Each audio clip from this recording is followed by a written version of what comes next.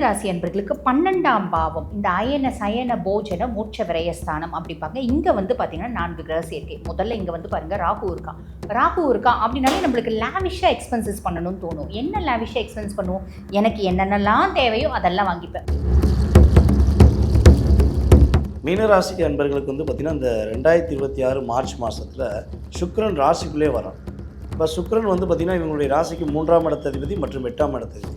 So இவங்க எப்படி கையாள போகிறாங்களோ அதுக்கேற்றவாறு இவங்களுக்கு மன மகிழ்ச்சியும் வரப்போது, பொருளாதாரம் சார்ந்த விஷயங்கள் வெற்றி வரப்போது, தேவையில்லாத சிக்கல் வந்து வெளியே வருவாங்க.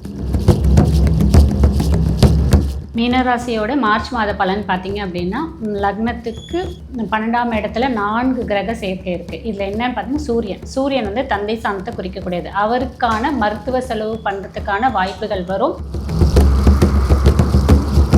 செவ்வாய் இருக்கா, கண்டிப்பாக ஏதாவது ஒரு ரெஜிஸ்ட்ரேஷன், வீடு வாங்கி ரெஜிஸ்டர் பண்ணுறது, நிலம் வாங்கி ரெஜிஸ்டர் பண்ணுறது, வண்டி வாகனம் வாங்கி ரெஜிஸ்டர் பண்ணுறது அப்படின்றது இருக்கும். இது அத்தனையும் வந்து பார்த்திங்கன்னா நான் என்னுடைய ஸ்மார்ட் ஒர்க்னால அச்சீவ் பண்ணேன் அப்படின்றது அமையும். அதே மாதிரி சுயஸ்தானத்தில் வந்து சுக்கிரன் இருக்காமா.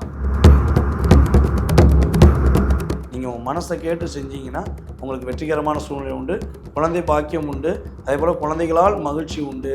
நீங்கள் கவனமாக இருக்க வேண்டிய ஒரே ஒரு விஷயம் என்னென்னா நிதானம், பொறுமை, தேவையில்லாத விஷயத்தை தலையிடாமல் இருப்பது. மீனராசியை பொறுத்த வரைக்கும் பெருசாக மேஜர் இல்லைனாலும் கொஞ்சம் கவனத்தோடு பண்ணணும். ஏன்னா விரயஸ்தானத்தில் 4 கிரக சேர்க்கை இருக்கிறதுனால 1 2 இருந்தால் பரவாயில்ல, 4 கிரக சேர்க்கை. அதில் கூட நமக்கு ராகுவும் இருக்காது. ராகுன்னா எதை பண்ணாலும் பிரம்மாண்டமாக இழுத்து விட்டு போயிடுவார் நம்மளை. ஒரு சின்ன விஷயத்தை கூட பெருசாக பஞ்சாயத்து கொண்டு போய் விடுற மாதிரி விட்டுட்டு போய் அதில் மட்டும் கொஞ்சம் கவனம் இருக்கணும். 2வது எப்பயுமே மீனராசியை பொறுத்த வரைக்கும் ஏழரை சனி ஞாபகத்தில் இருந்துகிட்டே இருக்கணுன்றதுனால. ரிஃப்ளெக்ட் ஆன்மீக நேயர்களுக்கு வணக்கம். நான் உங்கள் ரக்ஷயா பார்த்தி.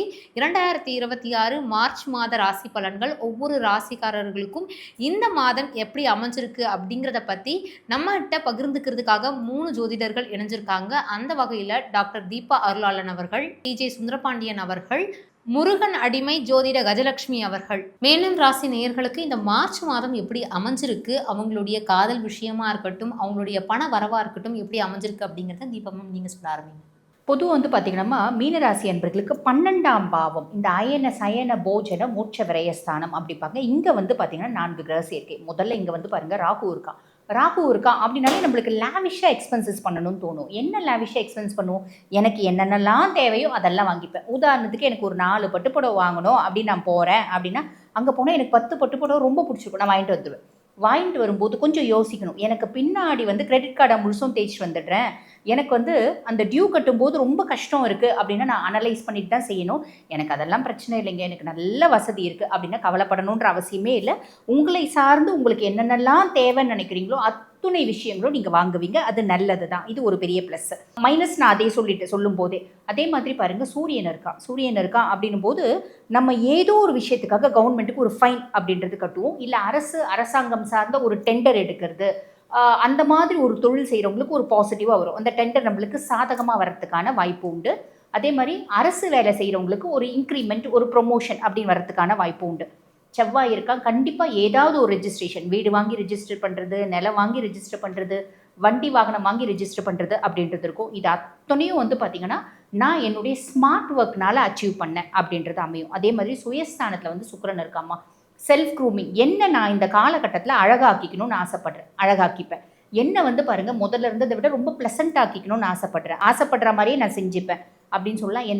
நான் கம்ஃபர்ட்டாக இருக்கணும்னு ஆசைப்பட்டேன். இவ்வளோ நாள் வரைக்கும் நான் சர்வன்ஸ்லாம் வைக்கல. இப்போ நான் ரொம்ப கம்ஃபர்ட்டாக இருக்கணும்னு ஆசைப்பட்றேன். என்னோட கம்ஃபர்ட்டுக்காக எது தேவையோ, என்னுடைய அழகுக்காக எது தேவையோ அத்தனையும் நான் செஞ்சுப்பேன் அப்படின்னு சொல்லலாம். ஆல்மோஸ்ட் எல்லாமே பெரிய ப்ளஸ் தான்மா, குட்டி மைனஸ் தான். மீனம் ராசியை பொறுத்த வரைக்கும் அதிகபட்சமான நன்மைகள் தான் இருக்குது. பேசக்கூடிய அது சின்ன விஷயங்களில் தான் வந்து நெகட்டிவிட்டி இருக்குது அப்படிங்கிற மாதிரி தீபா மேம் சொல்லியிருந்தாங்க. சார் சுந்தரபாண்டியன் சார், நீங்கள் சொல்லுங்கள், உங்களுடைய பார்வையில் மீனம் ராசிக்கு 2026 மார்ச் மாதம் ராசி பலன் எப்படி அமைஞ்சிருக்கு? மீனராசி அன்பர்களுக்கு வந்து பார்த்திங்கன்னா இந்த 2026 மார்ச் மாதத்தில் சுக்கிரன் ராசிக்குள்ளே வரான். இப்போ சுக்கிரன் வந்து பார்த்திங்கன்னா இவங்களுடைய ராசிக்கு 3ஆம் இடத்ததிபதி மற்றும் 8ஆம் இடத்ததிபதி.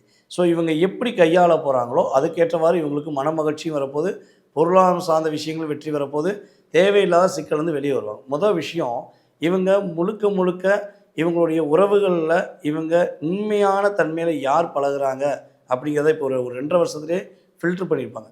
ஸோ அவங்கள தவிர்த்து மற்ற நபர்களுடன் பேசுவதை குறைச்சிக்கணும். தேவையில்லாமல் அவங்ககிட்ட போய் பேசுகிறது வைக்கிறத நிப்பாட்டிட்டாங்கனாலே இவங்க சிரமம் இல்லாமல் போயிடுவாங்க. அதே போல் இவங்ககிட்ட வந்து பார்த்திங்கன்னா கிட்டத்தட்ட சுரண்டி வாங்கினவங்கன்னு சொல்லி நிறையவே இருக்காங்க. இவங்களுடைய பொருளாதாரம், இவங்களுடைய நகை மற்றும் இவங்களுடைய வீடு எல்லாத்தையும் ஏமாற்றி வாங்கினவங்க இன்னும் இவங்க கூட தான் இருக்காங்க. ஸோ அவங்களெல்லாம் இந்த மாதத்தில் என்ன பண்ணணும்னா 1ஆம் தேதியே இவங்க என்ன பண்ணணும், டிக்ளேர் பண்ணிடணும். இவங்கெல்லாம் துரத்தி வெளியே அனுப்பிட்டு நான் தனியாக இருந்தாலும் பரவாயில்ல, நிம்மதியாக இருக்க ஆசைப்பட்றேன் அப்படிங்கிற மாதிரி இவங்க செயல்பாடு வச்சுக்கிட்டாங்கன்னா உறுதியாக மகிழ்ச்சிகள் ஆட்டோமேட்டிக்காக இவங்களுக்குன்னு வந்து சேர்ந்துடும். இன்னொரு விஷயம் வந்து பார்த்திங்கன்னா வெளிநாடு பயணம், வெளிமாநில பயணம், அதே போல் வந்து வெளியூர் பயணங்கள் உறுதியாக மேற்கொள்வதற்கான வாய்ப்புகள் அதிகமாக இருக்குது. அந்த பயணங்கள் சந்தோஷத்துக்காக இருக்கலாம் அல்லது இறை வழிபாடுக்காக இருக்கலாம். ஸோ ஏன்னா சூரியனும் சேர்ந்து உட்காந்துருக்காரு. ஸோ இந்த விஷயங்களில் எதை நீங்கள் செலக்ட் பண்ணுறீங்க அப்படிங்கிறத உங்கள் மனசை கேட்டுக்கோங்க. பக்கத்தில் யார்ட்டையும் கேட்க வேண்டாம். நீங்கள் உங்கள் மனசை கேட்டு செஞ்சீங்கன்னா உங்களுக்கு வெற்றிகரமான சூழ்நிலை உண்டு, குழந்தை பாக்கியம் உண்டு, அதே போல் குழந்தைகளால் மகிழ்ச்சி உண்டு. நீங்கள் கவனமாக இருக்க வேண்டிய ஒரே ஒரு விஷயம் என்னென்னா நிதானம், பொறுமை, தேவையில்லாத விஷயத்தை தலையிடாமல் இருப்பது. இதில் மட்டும் இருந்தீங்கன்னா இந்த மாதம் உங்களுக்கு உற்சாகத்தையும் மகிழ்ச்சியும் கொடுக்கக்கூடிய ஒரு அற்புதமான மாதம். மீனம் ராசியை பொறுத்த வரைக்கும் சில விஷயங்களில் கவனம் தேவை அப்படிங்கிற மாதிரி சொல்லியிருக்காங்க 2 பேரும். கஜலட்சுமி மேம், நீங்கள் சொல்லுங்கள், உங்களுடைய பார்வையில் மீனம் ராசிக்கான மார்ச் மாத ராசி பலன் எப்படி அமைஞ்சிருக்கு? மீனராசியோட மார்ச் மாத பலன் பார்த்தீங்க அப்படின்னா லக்னத்துக்கு 12ஆம் இடத்துல 4 கிரக சேர்க்கை இருக்குது. இதில் என்னன்னு பார்த்தீங்கன்னா சூரியன் வந்து தந்தை ஸ்தானத்தை குறிக்கக்கூடியது. அவருக்கான மருத்துவ செலவு பண்ணுறதுக்கான வாய்ப்புகள் வரும். அது இல்லாமல் வேறு தந்தைக்கு சுப செலவும் பண்ணுற மாதிரி இருக்கும். சுப செலவுன்னா அவர் ஆன்மீக ரீதியாக எங்கன்னா டூருக்கு போகிறாருன்னா அதுக்கு நீங்கள் செலவு பண்ணக்கூடிய தன்மையாகவும் இருக்கும். அதே மாதிரி கூட ராகு இருக்கிறதுனால தந்தை வழியான சில சொத்துக்கள் அந்த மாதிரி ஏதாவது வந்து வச்சுக்கோங்க, அதில் கோர்ட் கேஸ்லாம் நடந்துட்டுருக்குன்னு வச்சுக்கோங்களேன், அங்கே ஏதாவது ஃபைன் கட்டி நம்ம கிளியர் பண்ணுற மாதிரியும் சில விஷயம்லாம் நடக்கும். இதில் செவ்வாவும் இணைந்து இருக்கிறதுனால ப்ராப்பர்ட்டிஸ்க்கு நீங்கள் ஏதாவது எக்ஸ்ட்ரா அமௌண்ட் கொடுத்தோ இல்லை கொஞ்சம் நீங்கள் போட்டிருக்க இதுலேருந்து எக்ஸ்ட்ரா பண்ணி ரிஜிஸ்ட்ரேஷன் பண்ணக்கூடிய வாய்ப்புகள்லாம் நிறைய வரும்.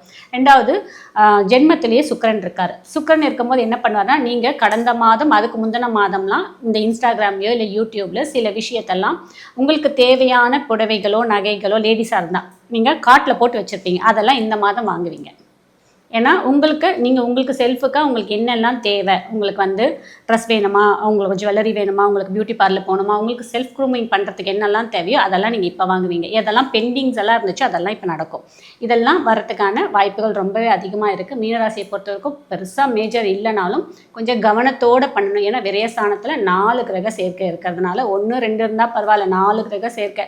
அதில் கூட நமக்கு ராகுவும் இருக்காது. ராகுன்னா எதை பண்ணாலும் பிரம்மாண்டமாக இழுத்து விட்டு போயிடுவார். நம்மளை ஒரு சின்ன விஷயத்தை கூட பெருசாக பஞ்சாயத்து கொண்டு போய் விடுற மாதிரி விட்டுட்டு போய் அதில் மட்டும் கொஞ்சம் கவனம் இருக்கணும். 2வது எப்பயுமே மீனராசியை பொறுத்த வரைக்கும் ஏழரை சனி ஞாபகத்தை இருந்துகிட்டே இருக்கணுன்றதுனால கொஞ்சம் கவனத்தோடு கையாளும் போது மார்ச் மாதம் அவங்களுக்கு ரொம்ப நல்லாவே இருக்கும். மார்ச் மாதத்தை பொறுத்த வரைக்கும் மீனம் ராசிக்கு எந்த மாதிரியான விஷயங்கள் அமைஞ்சிருக்கு அப்படிங்கிறத பற்றி 3 பேருமே தெளிவான ஒரு கருத்தை வந்து முன் வச்சுருந்தீங்க. உங்களுடைய நேரத்துக்கு ரொம்ப நன்றி.